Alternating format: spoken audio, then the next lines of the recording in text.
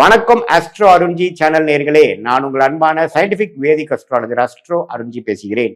நல்லது நினைப்போம், நல்லதே நடக்கும். இந்த வீடியோவில் நம்ம என்ன பார்க்க போறோம்னா, மேஷ ராசிக்காரர்களுக்கு தமிழ் புத்தாண்டு வருடம் 2026 ஏப்ரல் 14ஆம் தேதியிலிருந்து 2027 ஏப்ரல் 13ஆம் தேதி வரைக்கும் இருக்கக்கூடிய அந்த 365 நாட்கள் தமிழ் புத்தாண்டு எத்தகைய ஒரு ஆண்டாக மேஷ ராசிக்காரர்களுக்கு பொதுவாக இருக்க போகிறதுங்கிறது நம்ம கொஞ்சம் டீட்டெயில்டா சயின்டிபிக் வேதிக் அஸ்ட்ராலஜிங்கிற அறிவியல் சார்ந்த முறையில எந்த விதத்திலும் நம்ம மிகைப்படுத்தாமல், மூட நம்பிக்கைக்குள்ள போகாமல், பரிகாரங்கள் அது மாதிரி விஷயத்துக்குள்ள போகாமல், ஒரு கிரகமும் ராசிக்கு இந்தந்த இடத்துல இந்த தன்மையில இந்த காம்பினேஷன்ல இருக்கும் பொழுது எத்தகைய ஒரு கர்ம பலன் நம்மளுடைய ராசிக்காரர்களுக்கு ஒரு ராசிக்காரர்களுக்கு தர போகக்கூடிய அமைப்புல இருக்கு, தரத்தக்கதாக இருக்கிறது அப்படிங்கிறத ஒளி தத்துவ பிரகாரம் பாவகிரகம் சுபகிரகம், நல்ல கர்மாவை கொடுக்கக்கூடிய சுபகிரகம், தீய கர்மாவை கொடுக்கக்கூடிய பாவகிரகம், அந்த பாவகிரகமே சுபகிரகத்தின் தாக்கம் பெறும் பொழுது வேற மாதிரி நல்ல பலன்கள் கொடுக்கக்கூடிய அமைப்புகள், அது மாதிரி நிறைய இந்திய வேத ஜோதிடத்துல எப்படி ஒரு தனி மனிதனோட கர்மா செயல்பட போகிறது அப்படிங்கிறத நம்ம துல்லியமா இந்த வீடியோல மேஷராசிக்காரர்களுக்கு தமிழ் புத்தாண்டு எப்படின்னு பார்க்க போறோம். இப்ப பாருங்க, மேஷராசிக்காரர்களுக்கு விரய சனி ஸ்டார்ட் ஆகி கிட்டத்தட்ட ஆல்மோஸ்ட் 1.5 வருஷம் ஆயிடுச்சு. போன மார்ச் மாசத்திலிருந்தே ஒரு வருடமாகவே 12ஆம் இடத்துல சனி போய் மேஷ ராசிக்காரர்களுக்கு விரய சனியாக 7 நாட் சனியோட ஃபர்ஸ்ட் பீரியட் என்று சொல்லப்படுகிற 7.5 இயர்ஸ்ல ஃபர்ஸ்ட் 1 இயர் போய் கொண்டிருக்கிறது. அது 2027 மார்ச், அதாவது இந்த வரக்கூடிய தமிழ் புத்தாண்டு முழுவதும் விரய சனியா தான் நீடிக்க போகுது. குரு பாருங்க 3ஆம் இடத்துல இருந்து 7ஆம் இடம்ங்கிற திருமணஸ்தானம், அதே மாதிரி 9ஆம் இடங்கிற பாக்கியஸ்தானம், 11ஆம் இடங்கிற லாபஸ்தானத்தில் இருக்கக்கூடிய ராகுவை பார்த்திருந்தார். இப்போ ஜூன் 1ஆம் தேதி 2026, அதாவது தமிழ் புத்தாண்டு பிறந்து ஒரு 1.5 மாசத்துக்கு அப்புறம் குரு 3ல இருந்து 4க்கு வரார், அதாவது மிதுனத்திலிருந்து கடகத்துக்கு வரார். அற்புதமான ஒரு மாற்றம். ஏன்னா 4ஆம் இடத்துல குரு 10ஆம் இடங்கிற தொழில் ஸ்தானத்தை பார்க்கும் பொழுது வேலை, உத்தியோகம், தொழில் எல்லாமே விருத்தி ஆகக்கூடிய நல்ல ஒரு மேன்மையான ஒரு அமைப்பு, நமக்கே ஃபோக்கஸ் நல்லா கிடைக்கக்கூடிய அமைப்புகள் உண்டாக்கக்கூடிய அந்த உச்ச குருவின் பார்வை 10, 12, 6ஆம் இடத்துக்கு வரும் பொழுது தேவையான பண வசதிகள், ஃபினான்ஸ் பண்ணக்கூடிய அமைப்புகள், நமக்கு கிடைக்கக்கூடிய ஃபண்ட்ஸ் எல்லாமே தொழிலை டெவலப் பண்ணக்கூடிய அமைப்பு, வேலையில நல்ல ஒரு மாற்றத்தை கொடுக்கக்கூடிய அமைப்பை கொடுக்குது. ஸோ அந்த ஒரு ஜூன் மாதம் மாறக்கூடிய அமைப்பு மேஷராசிக்கு அற்புதமா இருக்கு. அதே சமயத்துல வேற ஏதோ ஆண்டு கிரகம் மாறுதான்னு கேட்டீங்கன்னா, சனி மாறல, குரு ஜூன் 1ஆம் தேதி மாறுறார். அதுக்கப்புறம் ராகு கேதுகள் டிசம்பர் 6ஆம் தேதி 2026 புத்தாண்டு பிறந்து ஒரு 7-8 மாசம் கழித்ததுக்கு அப்புறம் இந்த ஆங்கில ஆண்டின் கடைசி மாதம் ஆகிய டிசம்பர் 6ஆம் தேதி 5ஆம் இடத்துல இருக்கக்கூடிய கேது 4ஆம் இடத்துக்கும், 11ஆம் இடத்துல இருக்கக்கூடிய ராகு 10ஆம் இடத்துக்கும் மாறுகிறார். ஸோ இந்த நடுவால June, July, August, September, October, November இந்த 6 மாதங்கள் பார்த்தீங்கன்னா ராகு கேதுகள் பிரச்சனை இல்லாமல், ராகு கேதுகள் 11/5க்கு சம்பந்தப்பட்டு 10ஆம் வீட்டை பார்க்கக்கூடிய குரு அற்புதமான ஒரு மேன்மையை ஜூன் மாதத்திலிருந்து நவம்பர் மாதம் வரைக்கும் நல்ல ப்ரோக்ரஸ், அருமையான ஒரு ஸ்ட்ரெச் மேசராசிக்காரர்களுக்கு வியாபாரம், தொழில், இன்வெஸ்ட்மெண்ட், வேலை அது மாதிரி விஷயத்தில் இருக்கக்கூடியவங்களுக்கு நல்ல ஒரு கோல்டன் டைம் என்று சொல்ல வேண்டும். அந்த அளவுக்கு ஒரு அருமையான அமைப்பு இருக்குங்க. அதை நல்லா யூஸ் பண்ணிக்கங்க. அதுக்கப்புறம் டிசம்பருக்கு அப்புறம் என்ன சாமி ஆகும் அப்படின்னா, டிசம்பருக்கு அப்புறம் ராகு 10க்கு வர்றதுனால சில பிரச்சனைகள், சில சேஞ்சஸ், சில அப்டக்கிள்ஸ் அப்படிங்கிற மாதிரி சில விஷயங்கள் கொடுப்பார்.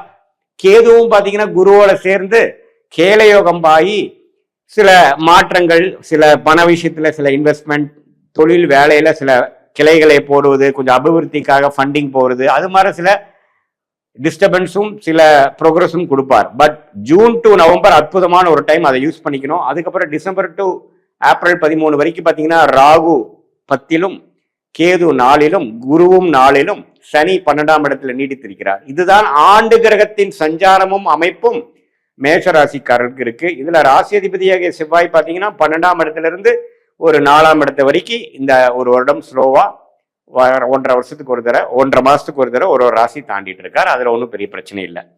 ஸோ இதுல நல்ல விஷயம் என்னன்னா, ராசி அதிபதி வந்து ராகுவோட சேர போறது இல்ல, ராசி அதிபதி வந்து சனியோட சேர போறது இல்ல. தமிழ் புத்தாண்டு ஆரம்பிக்கிறப்பதான் ஒரு மாசம் செவ்வாயும் சனியும் சேர்ந்திருப்பாங்க.